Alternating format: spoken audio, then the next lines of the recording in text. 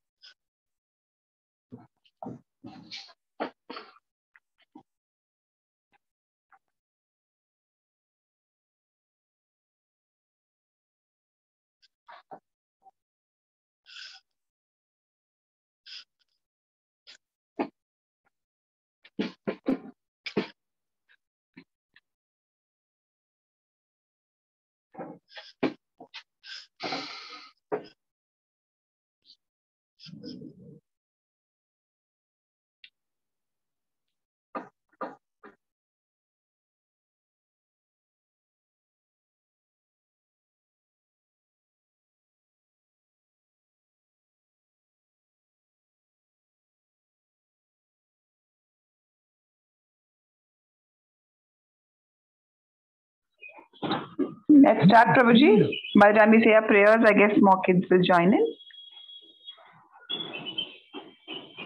Okay. Thank you, Prabhuji. Thank you. 1 second.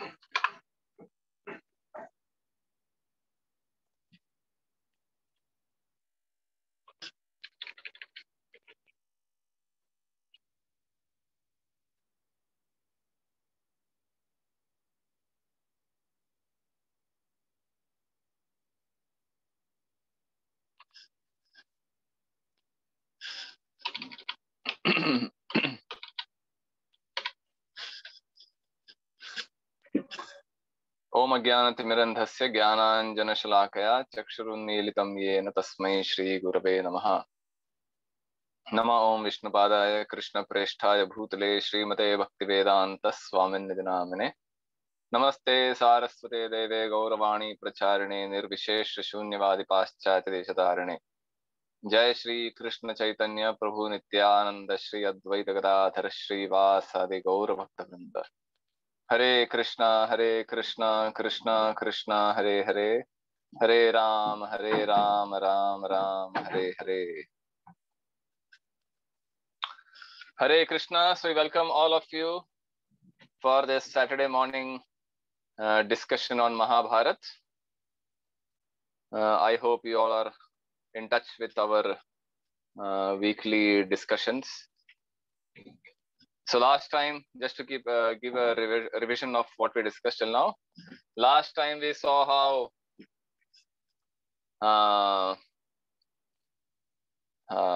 Satyavati had asked Bhishma to create progeny, to produce children through Ambika and Ambalika, because Vichitravirya and Chitrangada died early without producing any children. And since the king, the dynasty of the kings had to continue in the Kaurava line, so someone had to produce children. So Satyavati requested Bhishma if he could do that for the sake of the kingdom. So Bhishma said, I cannot do that because I have taken a vow, vow of brahmacharya. So then Satyavati revealed the story of her past early life, where she was along with Parashara Muni. They had a son named Vyasadev, and how Parashara Muni married Satyavati, and how Vyasadev was born. And we discussed about the inauspicious and auspicious times of union, how Vyasadev became a great sage, and how he was practicing tapasya in the Himalayas. So Satyavati revealed all this history of hers to Bhishma and said, I can invite Vyasadev because that's how he has blessed me. Whenever you think of me, I will come immediately. So Bhishma thought it was a great blessing. I don't have to break my vow, break my vrata. So in this way, Vyasadeva was called by Satyavati. And Vyasadeva came to Satyavati, requested him, so please please unite with these two queens and produce children, because there are no issues, there are no children. So in this way, Vyasdev initially requested, please give me some time. I am not in a proper form. I am in a tapasvi form. So this is not the right way to produce children. But Satyavati said, this is emergency. You can't wait. Go and then come back later. So because Satyavati insisted, Vyasdev went to Ambalika and Ambika and Ambalika.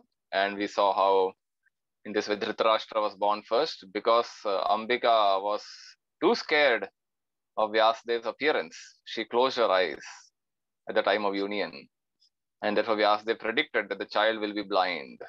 She didn't receive me properly. And she closed her eyes in fear.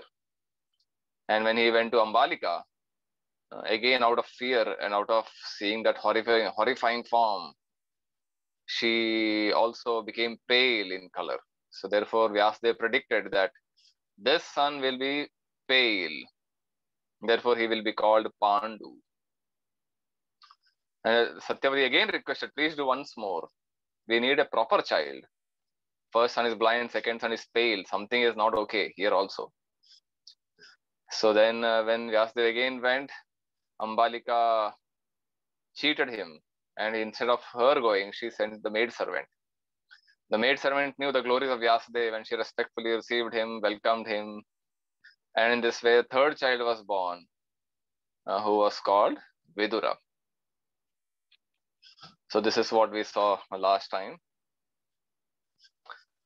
So, but because the third child was born of a maidservant, he could not become the king later in the future. So in this way, these three children grew up nicely under the care of Bhishma, because the father was not present.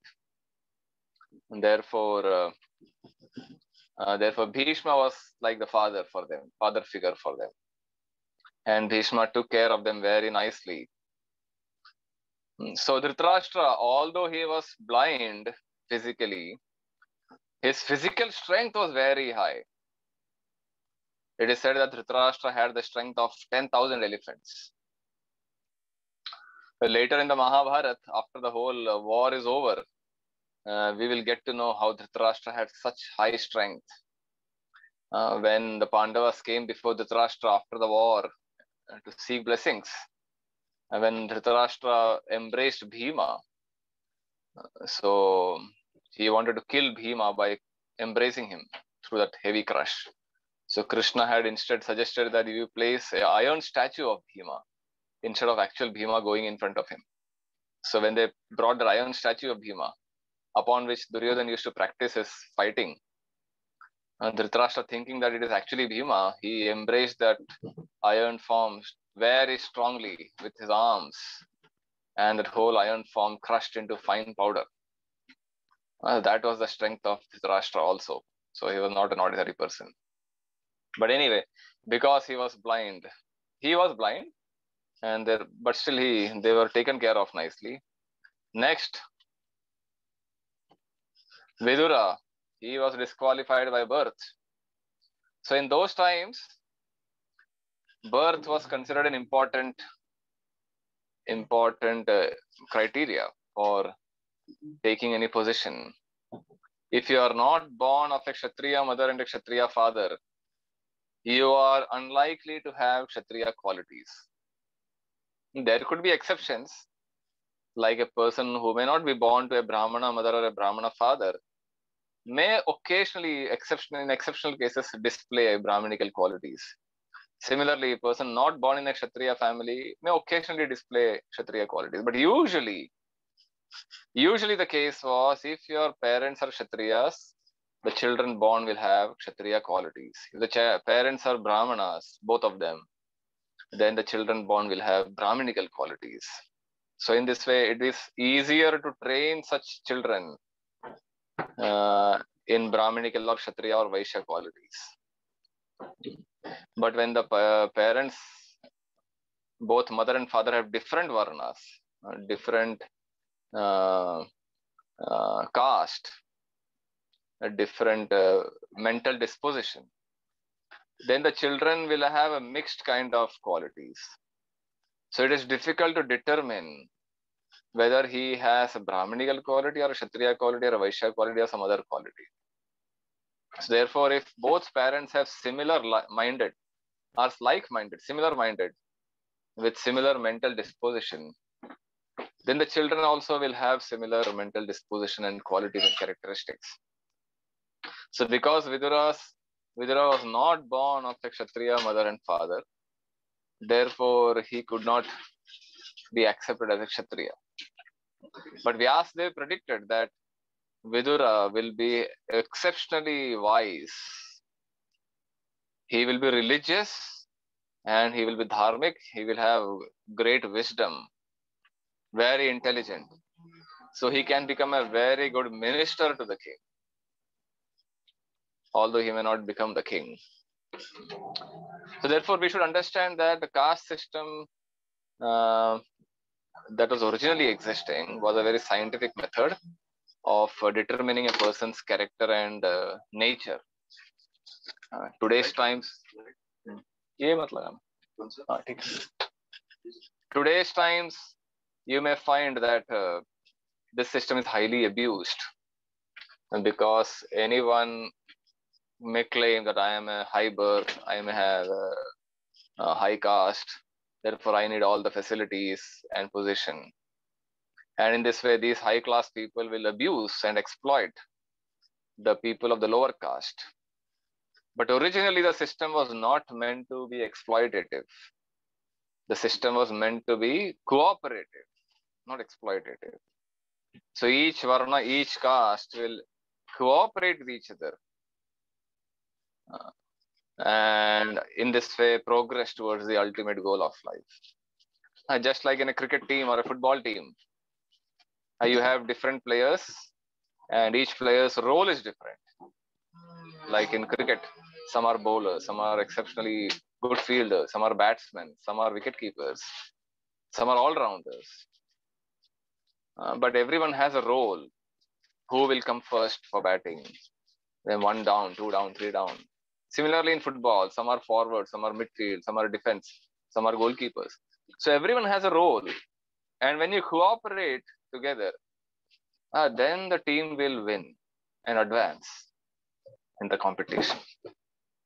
So similarly in society also, this whole society, human society, has a goal to achieve spiritual perfection. And if all members of society cooperate with each other and perform their respective roles and duties, then everyone can advance. Prabhupada used to give the example of a human body. A human body has different parts: the head, the arms, the belly, and the legs. The head has a certain role, arms have a certain role, belly has a role, the legs have a role. The head cannot say, no, I am too tired of sitting on the top, let me go down, take the position of legs. And the legs can't say, no, I have been carrying the whole weight of the body for so long, now I am tired, let me sit on the head, let me take up the position of the head. It doesn't work like that. Every organ has a role. And if each organ performs their role nicely, then the body remains healthy and the body can progress towards the right destination. So that's how society was designed. In the Gita, you find the verse, Chatur Varnyam Maya Srishtam Guna Karma Vibhagashaha. The 4 social orders, Brahmana, Kshatriya, Vaishya, and Shudra, Krishna says, was created by me. I created the system, not to exploit people, but to cooperatively work together. So therefore, whenever you find textbooks or other people criticizing the caste system, we should understand the original system. Although the modern system has become exploitative and people have abused the system, originally the system was not meant to be like that. So in this way, Vidura was disqualified. Pandu, who was born of Ambalika, he became a very powerful king, qualified king. And he became expert in all kinds of warfare. And he learned all the administrative skills nicely. He was a very physically powerful, qualified and eligible king. And in this way, he grew up, although he was the younger brother of Dhritarashtra. Because Dhritarashtra could not become the king, it was obvious that Pandu will become the king. In this way, all the three children grew up.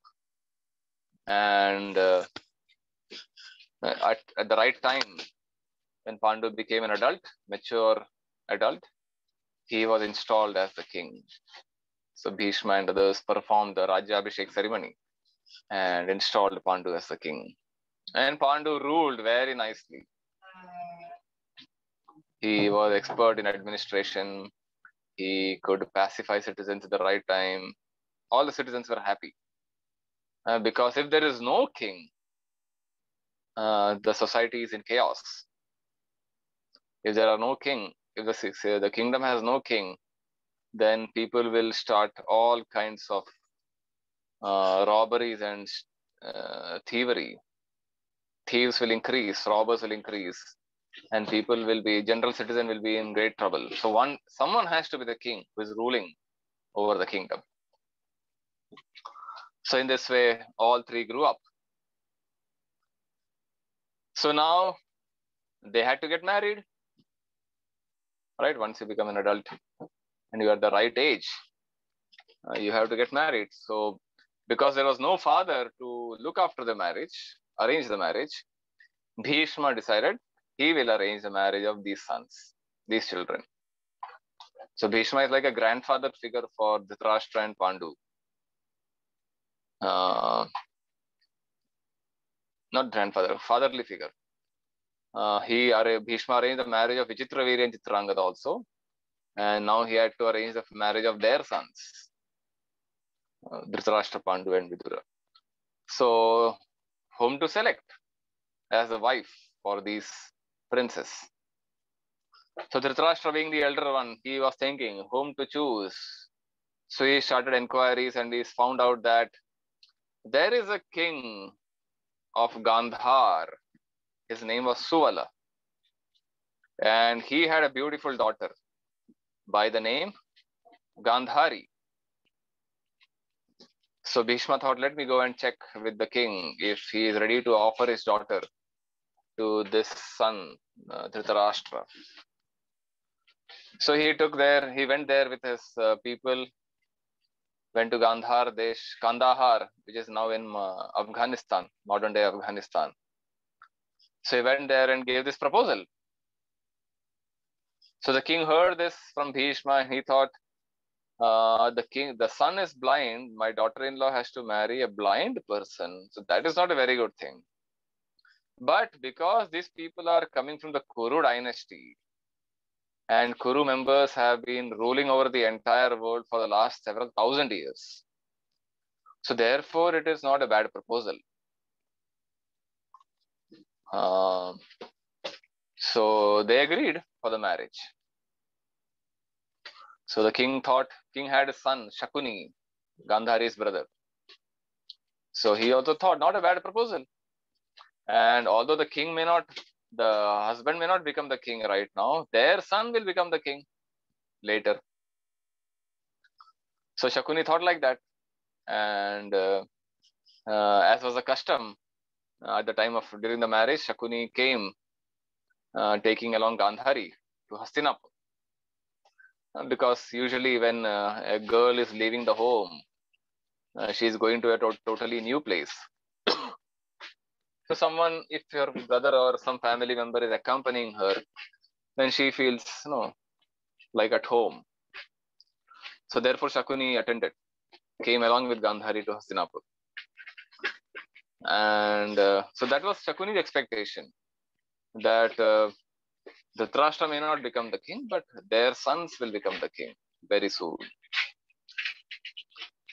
So in this way, Dhritarashtra got married to Gandhari. And Gandhari, as we all know, as soon as she saw that my husband is blind, she immediately decided that I will also blindfold myself. I don't want to feel superior to my husband in any way. I don't want to feel superior to my husband in any way. If I also blindfold myself, then it's like I take a inferior position to my husband. So in this way, therefore, Gandhari became celebrated as one of the most chaste women in the entire history of India. And she maintained this blindfold throughout her entire life. Only once she opened her blindfold, which was when?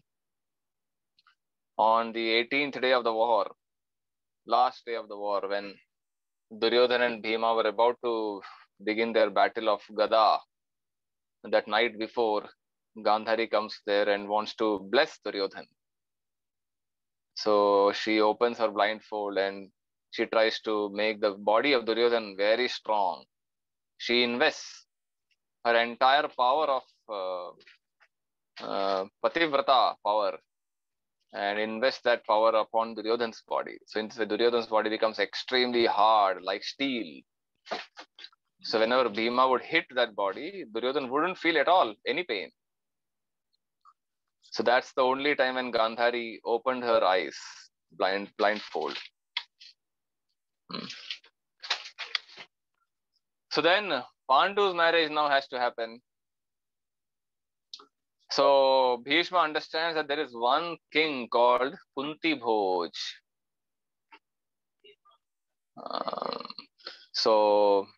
And he knew that he had a daughter named Kunti. Very beautiful daughter. Very chaste and having all good qualities. So Pandu thought, let me go and check. So there was Swayamvar announced for Kunti.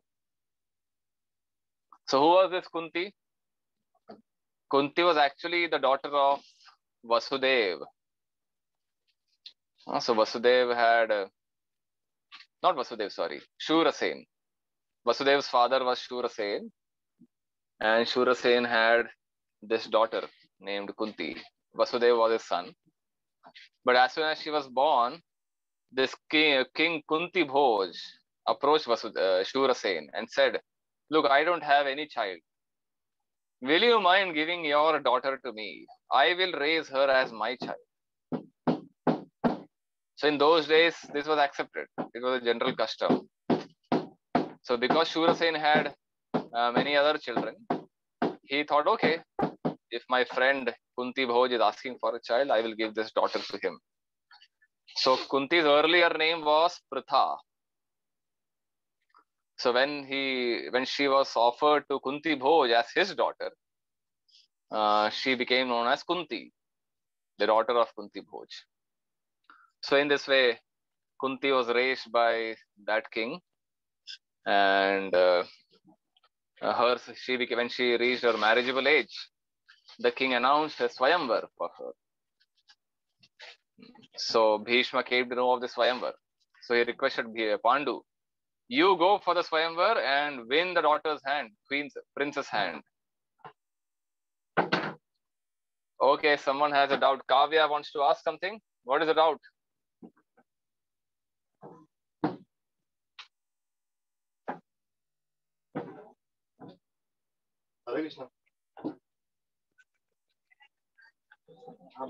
Mataji, are you there? Let me see if I can unmute you. Okay.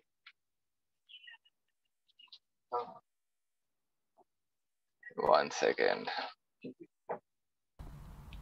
Yes, Hare Krishna, what is Prabhuji, I had a doubt. 1 second, Kavya, you ask your question first.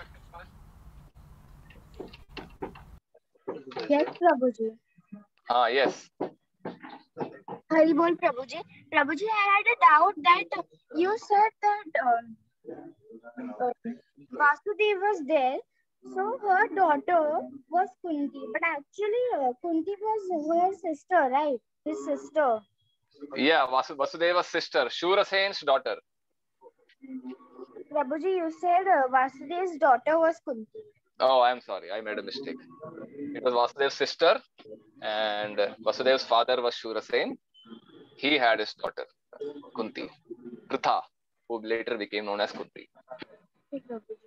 Okay? Okay, Ashish, you want to ask now, or can we wait later? Yes, Hare Krishna Prabhuji. What is Swayamvar? Swayamvar is like a competition where you remember Draupadi Swayamvar. Her father Drupada had arranged a competition where the kings would come and have to hit a target. They have to shoot the arrow and hit a target, which was a fish. They have to look at the reflection of the fish down and hit the actual fish up.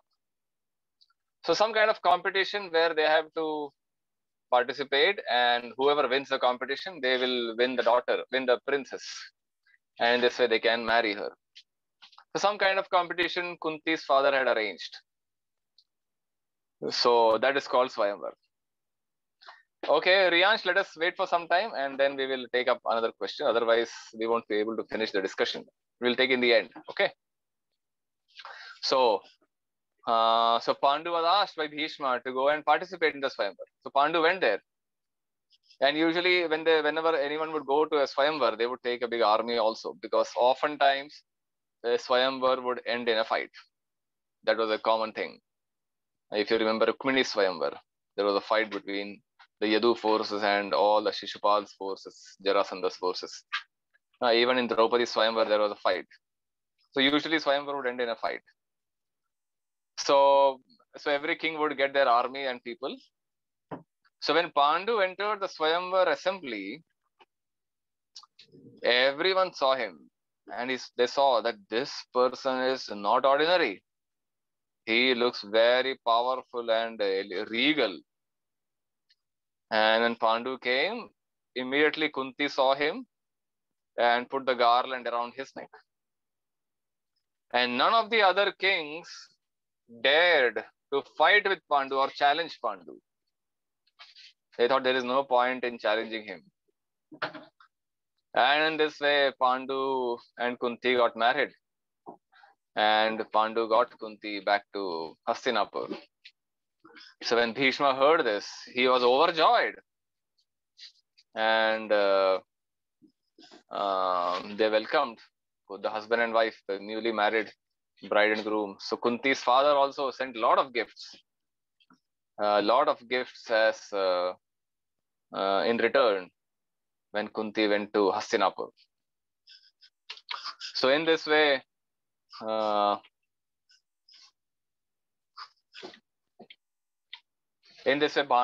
and Kunti got married. So Bhishma felt, because Pandu is the king, he should have one more wife. One wife may not be enough.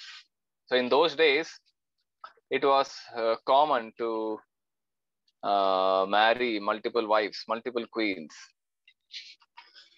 So this is called polygamy. Polygamy means one man marrying many women. In today's times, it is considered illegal, right? But in those times, it was not illegal. Why? Because many reasons. One reason was the population of girls or women were usually more than the population of men. So if there are more women than men, and if men marry only one wife, then many women will remain unmarried, unprotected. So therefore, that was one reason why men were allowed to marry more than one. Another reason was sometimes some of the men would take to renounced life. They may remain brahmacharis or sannyasis. So that way the number of marriageable men would reduce. Already women are more in population. And if some of the men take to renounced life, sannyasi life, then the number even reduces more. So therefore, men were allowed to marry more than one. The condition was the man has to maintain his wives nicely.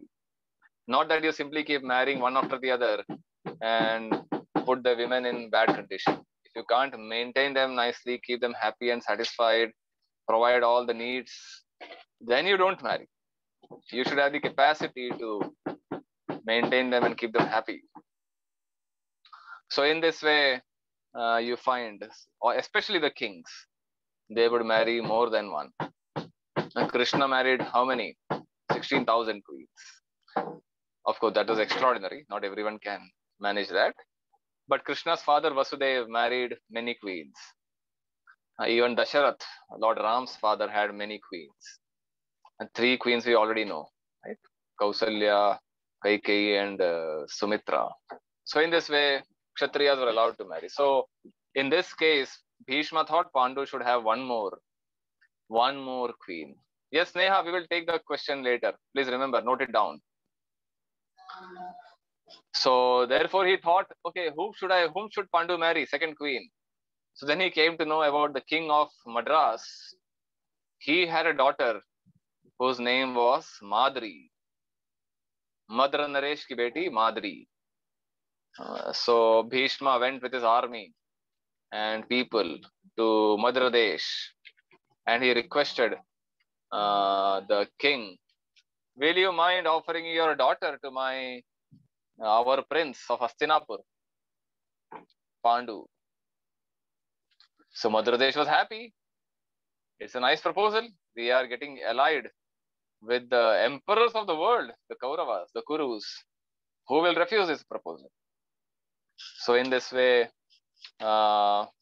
Madri was offered in marriage to Pandu. But before the marriage, the king said, we have a condition here, a unique condition. What is the condition? The groom, the boy's family, have to offer gifts and wealth to the girl's family. So usually what happens whenever a boy would get married to a girl, the girl's family, especially her father, would hand over a lot of wealth and dowry to the boy's family. That was a dowry system in those days. But in this case, Madra Desh, Madri's father said, here the custom is opposite. The boy's father has to offer the gift to the girl. So Bhishma said, yes, I am aware of this custom. This is a very old custom beginning from Lord Brahma himself. I am aware of this. So I am ready to give you all the gifts. So in this way, Bhishma offered a lot of jewels and other gifts, elephants and horses and cows. They were all considered precious gifts. And he offered them all to Madri and her father. And in this way, the marriage was conducted in great style. And Pandu came back with Madri, the second queen. So we should know about this dowry system also. Oftentimes this dowry system is criticized, saying whenever you, especially Westerners, when they talk about India, they start criticizing the caste system, the dowry system, child marriages, because they are not aware of the ancient scriptural system. And because these systems have been abused in modern times, people criticize them. So dowry system has, also we have the evil side of dowry system, where the boy would demand a lot of money from the girl's family, even though the girl's family may not have the capacity to offer such huge dowry. So, and even after taking the dowry, the girl would continue to be abused. And sometimes a lot of horrific activities have happened because the dowry was not enough according to the boy. So the modern dowry system is like, no, the male getting auctioned. Auction pata hai na? You go there and announce, I am the male wanting to marry. Who can offer the highest dowry? It's kind of auctioning system, which later becomes almost like an extortion. So that has been a very evil side of the dowry system. But originally the dowry system was to ensure security for the girl. So because the tradition was the mother's property, the parents' property was usually given to the boys, especially the land and their house. So the girl will get nothing because the girl is going to get married to someone else. So parents would arrange for a lot of money, gold and wealth and other items, other precious items for the security of the girl. And all this wealth will be given to the girl after marriage. And the husband doesn't have the right to enjoy the wealth. The wealth is like a security for the girl, for the wife.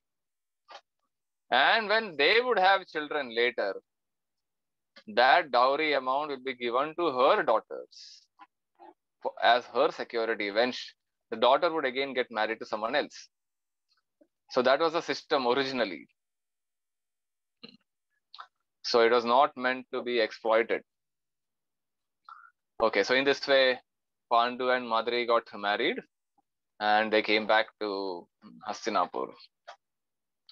So in this way, Pandu continued to rule under the guidance of Bhishma, and everything was going very nice. Pandu had a lot of royal luxuries. He had a palace for his queens, and they would sport there, enjoy there nicely. And Bhishma also watched how Pandu was growing very nicely, ruling the kingdom very nicely, how the citizens were very happy. So everything was going very nice. But although Pandu had all these luxuries and comforts, he was not very much attached to all these luxuries. That's a very unique qualification. So just imagine if someone has all these comforts, why would anyone want to leave? Pandu somehow remained detached. So one day he noticed that because the Kuru kings were the emperor of the world, Pandu and Bhishma could notice that over a period of time, the kings around different parts of the world were not cooperating with the emperor. Gradually, the grip that the Kuru Empire had over other subordinate kings was becoming loose. In the sense, the other kings were not paying enough respect to the emperor Kurus. So Pandu thought we should do something. If we have to establish dharma all over the world, then all the kings should be subordinate to us. You cannot have any king rebelling against you. So Pandu requested Bhishma, I think I should go around all over the world and get all the kings under us. If someone refuses to obey us, then we should fight with them and conquer them and agree to become our subordinate. So Bhishma heard this and he gave all his blessings to Pandu and said, yes, go ahead. I give you all blessings. And he gave a lot of wealth and army, a huge army to Pandu. And Pandu went with the army to conquer all the kings all over the world. So in this way, he went to different parts of the world, especially to those kings who were appearing to be rebellious against the Kurus. So most of them agreed to become his subordinate. Some kings who refused, Pandu would fight with them, conquer them, and make him his subordinate. And at the end of a couple of months, he came back to Hastinapur, carrying lot of wealth, lots of riches. It is said that there were lines of bullock carts and elephants and horses carrying all these wealth conquered from different parts of the world. And when Bhishma saw this, how Pandu had won over all the kings of the world and he became the perfect emperor, he was really, really happy. And this way, all the kings came back, the Pandu came back with winning a lot of wealth. And Pandu was established as the emperor of the world. But as I said, Pandu was not interested in this luxurious lifestyle. So one day he said to Bhishma, is it okay if I stay not in this palace, but somewhere close to the mountains? I like a simple lifestyle in a natural setting. So Pandu and other ministers and the Brahmana sages heard this request and they said, okay, you may go. We will make Dhritarashtra as your representative. Let him rule the world as a king in your absence. And Bhishma will continue to assist Dhritarashtra.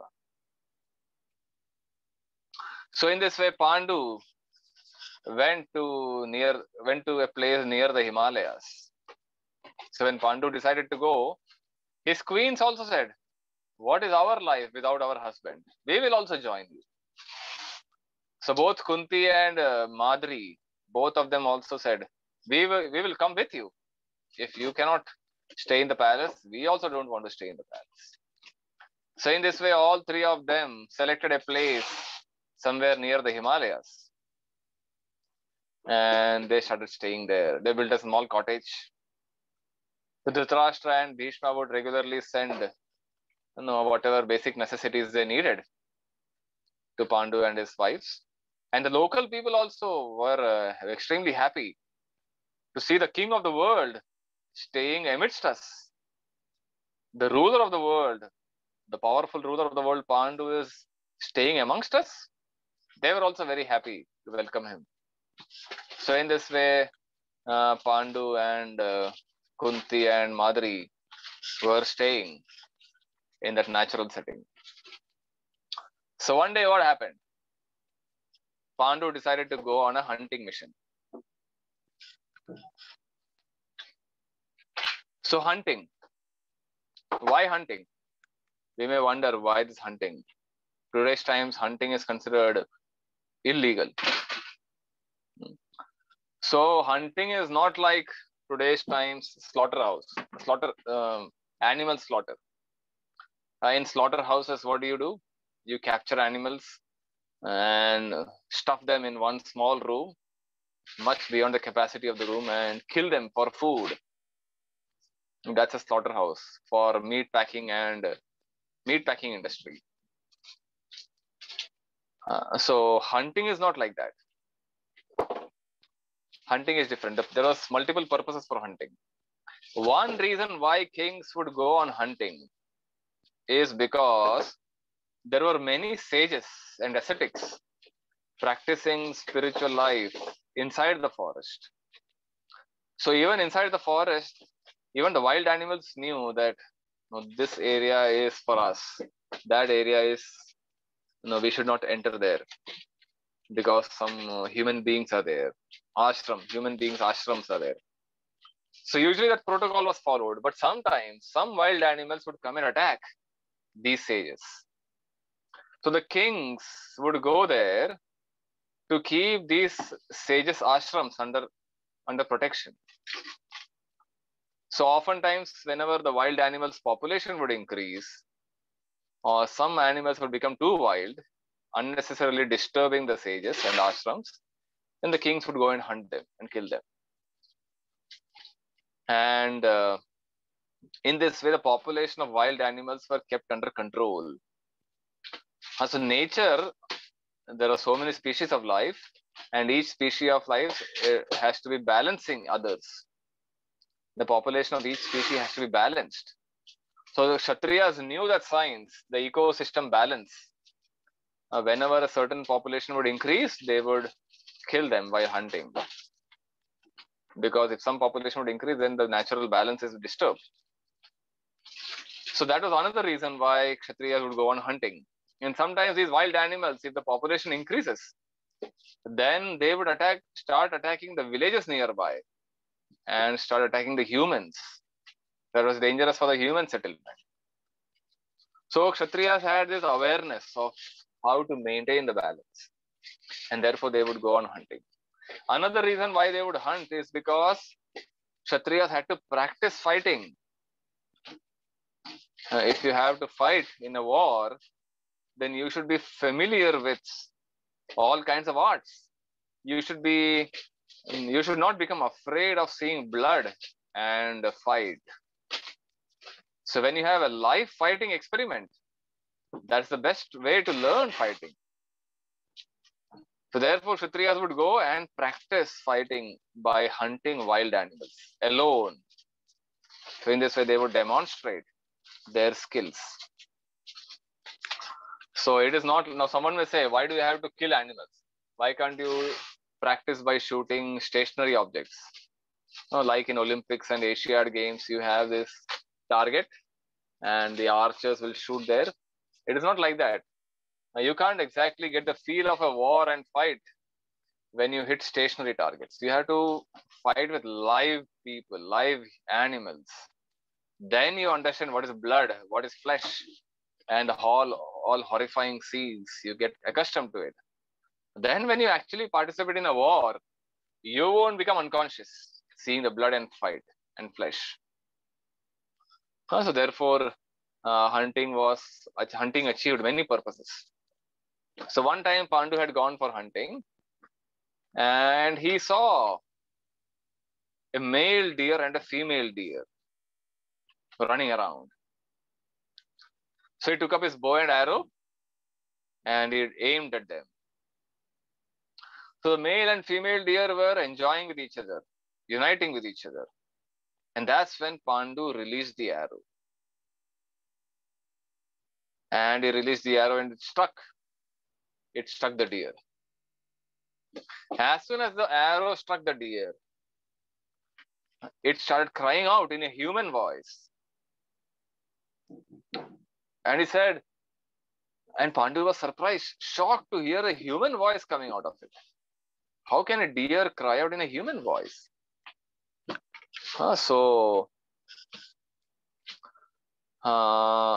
And the human voice said, "O king, you have done a greatly sinful act. I am a Rishi by the name Kindama Rishi. And this is my wife. And we had taken the form of a deer and enjoying in the forest. You have done a sinful act by shooting arrows upon us." So Pandu said, "Look, how can you accuse me of a sin? It is a duty of a Kshatriya to hunt animals, and I simply did that." Kindama Rishi said, "You may have done that, okay, that's not a sin, killing animals, but it is a sin to kill the animals when they are uniting with each other." So we are, the two deers, male and female deer, uniting with each other. That's when you shot the arrow. That is a big sin. Therefore, I curse you. So when Pandu understood that this Rishi is going to curse me, he really felt bad. He begged forgiveness. But the Rishi anyway cursed him. He said, "Because you hit us while we were enjoying with each other, similarly, when you will enjoy with your wife, you will die. You will lose your life." So Pandu heard this curse and he understood his mistake. And he understood the nature of the curse. And he saw how the two deer died in front of his eyes. And he felt really, really bad. So he came back to his two wives, Kunti and Madari, and informed them that this is what happened. I got cursed by Kindama because I performed a sinful act. And he announced to Kunti and Madari that from now on, I will lead the life of a tapasvi. I am going to adopt a really austere life, eating only fruits and roots and wearing bare minimum cloth and adopting a really sadhu life. So when Kunti and Madari heard this, they understood the seriousness of the situation. And they said, okay, if you are going to live like that, we will also live like that. We don't want to live the life of comforts and luxury. So they all three agreed to follow a very austere life. And the news came to Hastinapur. Bhishma and Dhritarashtra and everyone in the kingdom came to know how Pandu got cursed. And everyone felt really bad. Dhritarashtra also felt bad. He said, my younger brother got cursed. And he felt he was already missing him. But now he felt this is really, really bad. But they couldn't do anything. And they respected the decision of Pandu to live an austere life. So Dhritarashtra continued to rule the kingdom in the absence of Pandu under the guidance of Bhishma. And here Pandu was living a very austere life. Almost living like a sadhu. So now, they don't have any children. So what to do? Pandu has already been cursed that you cannot unite with your wife and have children. If you do that, you will die. So Pandu was feeling, I have not done my duty properly. As a king, I should have children. So in this way, he told Kunti about this. And he said, just like I was born through Vyasadeva, similarly, why don't you also adopt that method? We can invite some powerful sage, some Brahmana, and request them to produce children through you on my behalf. Will you agree to that proposal? Pandu asked Kunti. And it is not considered illegal or sinful. Even I was born like that, Pandu said, when my father died. So Kunti said, I cannot do that. I don't agree to this proposal. Then she revealed the secret of her early life. She narrated her story. She said, when I was a girl, little girl, under my father, one time Durvasa Muni came to our kingdom. And we served him nicely. I served him nicely and satisfied him in all means. And when he was about to leave, Durvasa Muni blessed me. He gave me a mantra. And he said, if you chant this mantra, remembering any demigod, that demigod will come to you and conceive a child in you. So then she said, she didn't reveal the next secret, how Karna was born. She then said, so I have this mantra. If you want, I can try this out. So Pandu, when he heard this, he was overjoyed. He said, yes, what can be a better blessing than this? If we have children born through demigods, definitely that will be the most glorious children. So Kunti said, okay, whom should I invite? Pandu thought for a moment, thought for some time, and he said, let us invite Dharmaraj, Yamaraj. He is the upholder of religion, Dharma. So if we have a son through him, then the son will also be equally dharmic, religious. So please invite Dharmaraj. So Dharmaraj was invited. Kunti chanted the right mantra and Dharmaraj came, Yamaraj. Yamaraj, as we know, is the one who establishes dharma, maintains dharma. And in that union, Yudhishthir was born. After some time, the child was conceived and Yudhishthir was born. And Yudhishthir was born and he displayed all the great qualities of a very powerful ruler. So after some time, Pandu requested Kunti, we should have few more children. So Kunti said, whom should we invite? Pandu said, let us invite Vayudev. Vayu is a very powerful demigod, the most strong demigod. And if we have a son through him, the son will also be very strong. So Kunti chants the mantra and invites Vayu. Vayu comes and conceives a child. And after some time, the child is born, who was Bhima. And Bhima displayed immense bodily strength. Exceptionally strong child. So it is said that one day, Kunti was holding Bhima on her lap near a mountain cliff. And suddenly the child rolled down and fell down from the cliff. And Kunti was shocked. My child fell down from a top mountain cliff. Immediately she informed Pandu and Pandu somehow went down to find the child. And when he went there, he saw the rock on which Bhima fell. That rock broke him into many pieces. It broke into many pieces, shattered into many pieces. And the child Bhima was very safe, enjoying and smiling. That's when Pandu realized the strength of the child. And he happily picked up the child and got him up back to Kunti. That is Bhima, very strong child. Then Pandu again requested we should have a third child. And he requested Kunti to invite Indra, who is the king of the demigods. So in this way, Kunti chanted the mantra and Indradev came. Effulgent king, very powerful king. And in that union, a child was conceived, and after some months, a child was born, whose name was Arjun.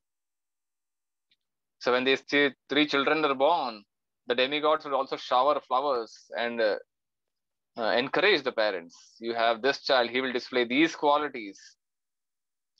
In this way, three children were born. And after some time, these three children were born. They were growing up nicely.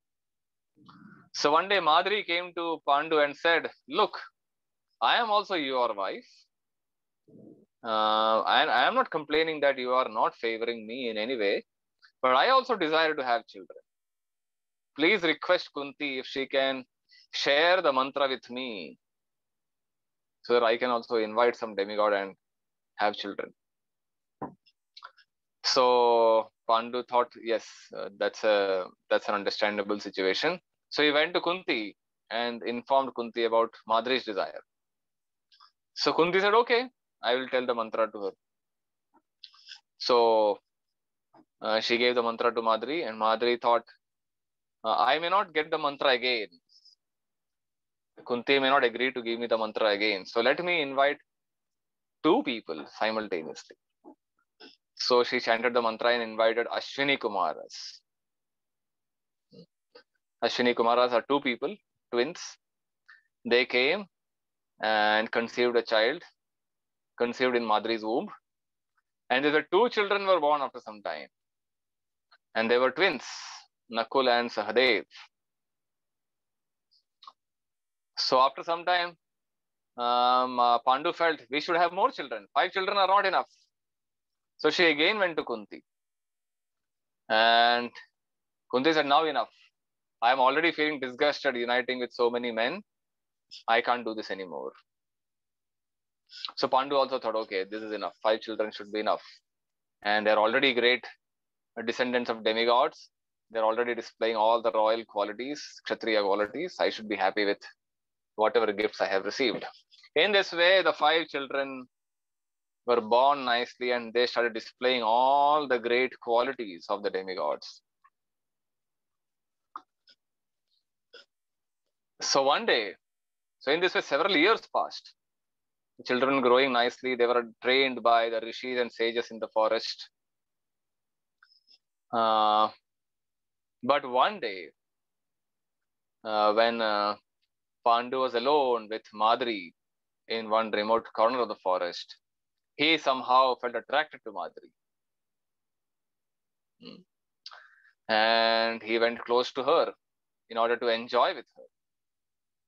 So Madri tried to warn him that this is not good, because you already have a curse. If you try to enjoy with your wife, you will die.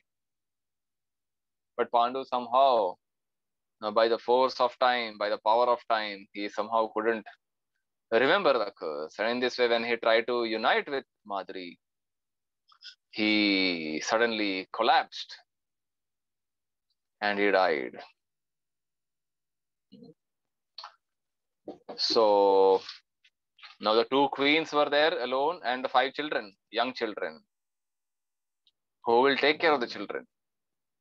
What will happen to them, their future? So Madri said, because I am responsible for our husband's death, I don't want to continue living. I will enter into the funeral pyre, enter as Sati into the funeral of Pandu. But you should not enter, she told Kunti, because you have to take care of the children. And I am sure that you will treat my children also like your own children. So in this way, Madri also entered Sati into Pandu's funeral, and she also ended her life. So now Kunti was alone with these 5 children.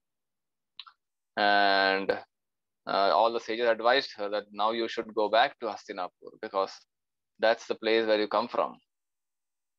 So listening to their advice, Kunti and the 5 Pandavas decided to go to Hastinapur and settle down there. How they come to Hastinapur, what happened after coming to Hastinapur, how they were welcomed there, how they were treated there. We will see all these things in our next session. So thank you very much for your kind attention. Anyone wants to ask anything, share anything? Yes, Riyansh, you have raised your hand.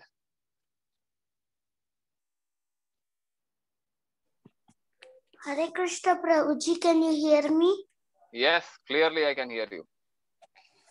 Prabhuji, I have a question that while you are telling in that when Kunti was the sister of, means the daughter of Shurasena, that time Kunti Bhoja came, that time he asked for Kunti, so that it is like cheating. How cheating? How is that cheating?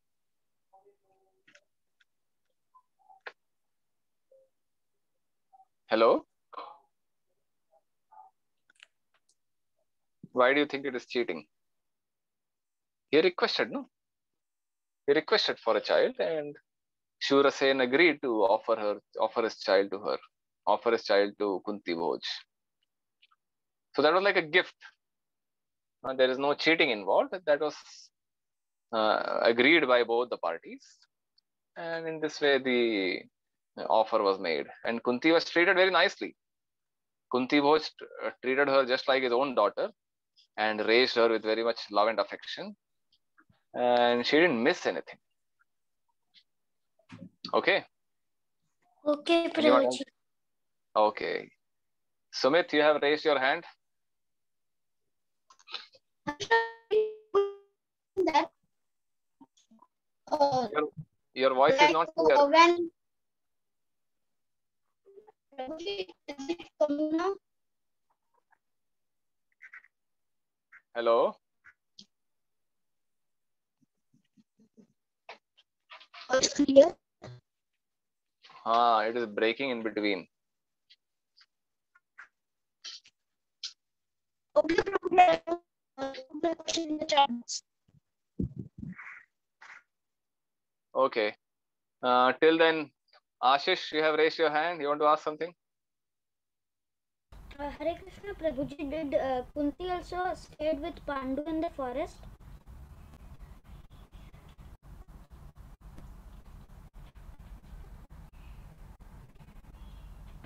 Hare Krishna.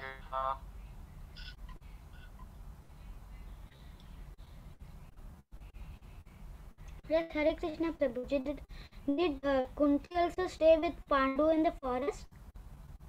Yes, Kunti, Pandu, and Madri were staying together in the Hare forest. Krishna Prabhuji. Hare Krishna.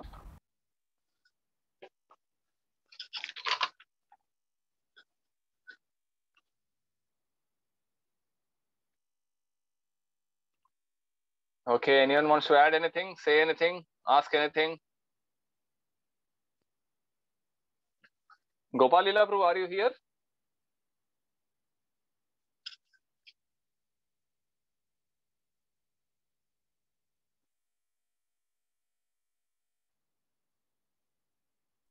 Hari bol. Okay. So you're ready, right? Prabhuji, yeah, I just wanted to share a couple of things. Okay.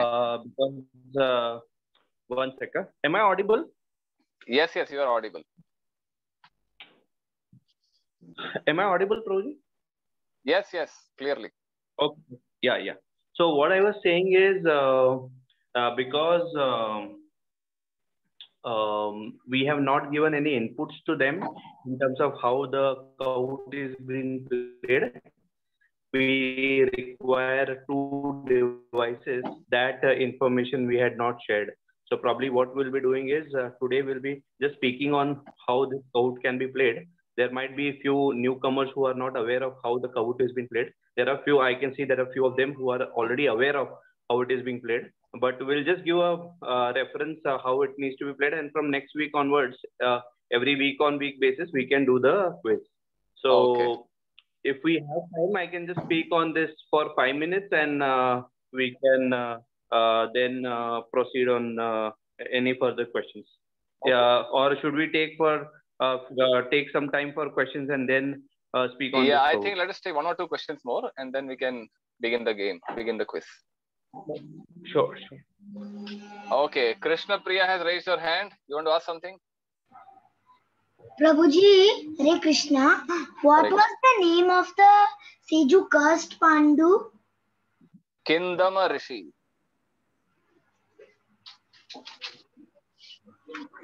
Thank you, Prabhuji. You saw this screen? Kindama. Okay. Anyone else? Yes, Prabhuji. Why did that Kindama Rishi unite in the form of a deer? Oh, somehow they want to enjoy like that. They felt deer is a nice, enjoyable body. So both of them took the form of a deer and they were just enjoying.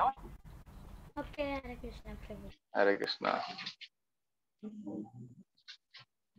There is one doubt here. Hare Krishna, Prabhuji. Now Yes. coming. Yes. Prabhuji, I have a question. That what was the age of Pandavas when Pandu died? I think Yudhishthir was about 15 years old. Eldest one. So somewhere around 10 to 15 years they were age.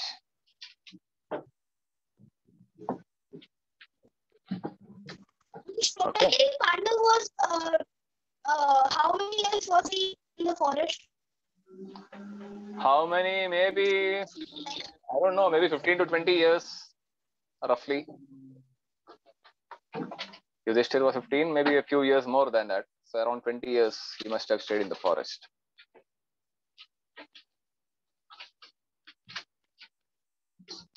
Okay, so I guess there are no more questions. We can begin a quiz competition. Are you ready, all of you? Okay, one more hand is raised. Meera, you want to ask something or inquire something, inform something? Yes, Prabhuji. Was Kindama Rishi a renounced sage or like? No, he was not renounced. He had his wife. They were together staying. He was not a sannyasi. He was a grihastha. Okay. So even grihastha was considered sages. Not that a sage is always a sannyasi. Anyone who practices spiritual life with Krishna in the center, that person is called a sage. Whether he be a grihastha, sannyasi, brahmachari, vanaprastha, whatever. Someone who is worshipping Krishna nicely, he can be called a sage. Okay, so that's the end of all questions. Gopal Lila Prabhu, please take over and inform everyone how to play the game. Sure. So, Hare Krishna to all the children. Most of you would be aware that how the Kahoot quiz is being played, but just for everybody's understanding. So we are not going to have quiz today. I'm just going to talk about how it needs to be played, and going forward every week we'll be having that. But before that, let me just call out a couple of things how this needs to be played. One and foremost important thing in playing this Kahoot quiz, we require two devices, two smart devices.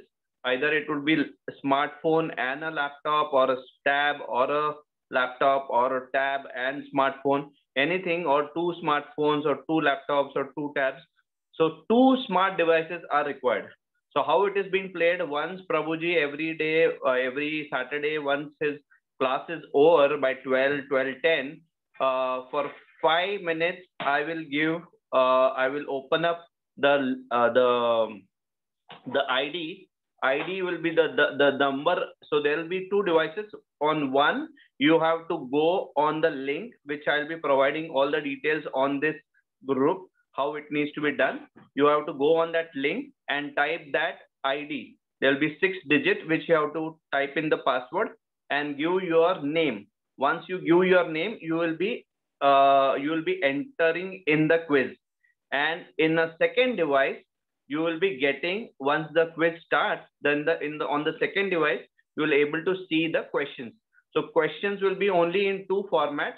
One is true or false, and second is basis the 4 options, question and 4 options. You need to select the right options. These are the 2 formats where the questions will be there, and it will be all MCQ based. Probably we may have some kind of conceptual questions which will be there, and in those questions it will be on the same format, either true or false or 4 options. So this is what the requirement is. So make sure next Saturday onwards you have 2 smart devices with you, at least for 15 to 20 minutes, somewhere around from 12:10 to 12:30, so that you can play the quiz. Because unless and until you don't have the 2 devices, you will not able to play. Second thing, it is basically a fastest finger kind of a quiz, where the more fast you give the answers, you get the higher grades, you get the more marks. So it all depends how fast you respond. So most important, why we are doing this quiz is just to retain what Prabhuji has given the class, and just to meditate on those names and different storyline what Prabhuji has mentioned. So nothing, most important is to come and attend the quiz. The numbers ranking is not more important. More important is to come and be present in the quiz and answer the questions. So if you have any questions around this quiz related thing, we can take that up. I think Sumit has something. I have a doubt about Kahoot. Sumit, please go ahead, Sumit.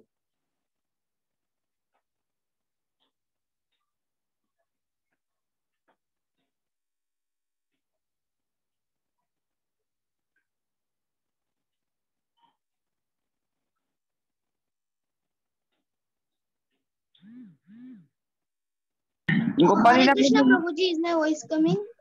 Yes, Sumit. Prabhuji, I have a doubt that I don't, my father is, my mother has only one mobile and my father goes to office and he is only present on some days only. So how can I do it on 2 mobiles? Earlier, I was also doing quiz.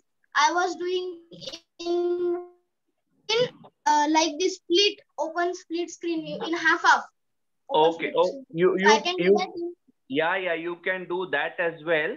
Just because you are aware of that split screen, and you can toggle around 2 different screens, and you can very much do that. But it would be easier if we have 2 devices where you can easily see the question and answer immediately on the second device. But that is very much possible. Thank you, Sumit, for bringing that up.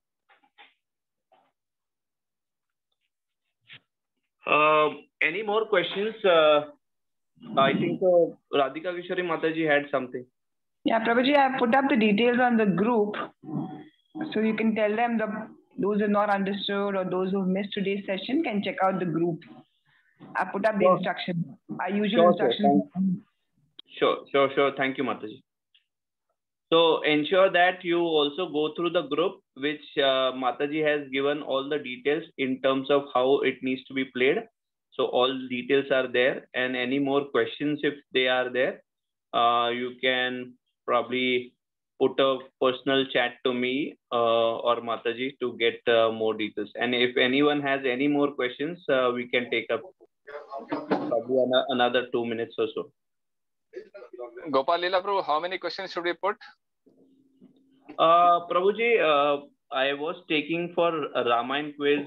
So generally I used to keep 20 to 25 questions, which used to go for 45 minutes. It all depends how much time we have to take. If we have 20 minutes to play, then probably we can keep 10 to 12 questions, or max to max 15 questions. Okay. Because already children are there hearing for 1 hour, and then probably the children to again connect to quiz and to 2 different devices, and to start it will take another 10 minutes or so. If we even start at 12:15, by 12:30 we can take, in half an hour we can take easily take 15 questions. Okay. with a discussion, small discussions. Yeah. Okay. Any more questions?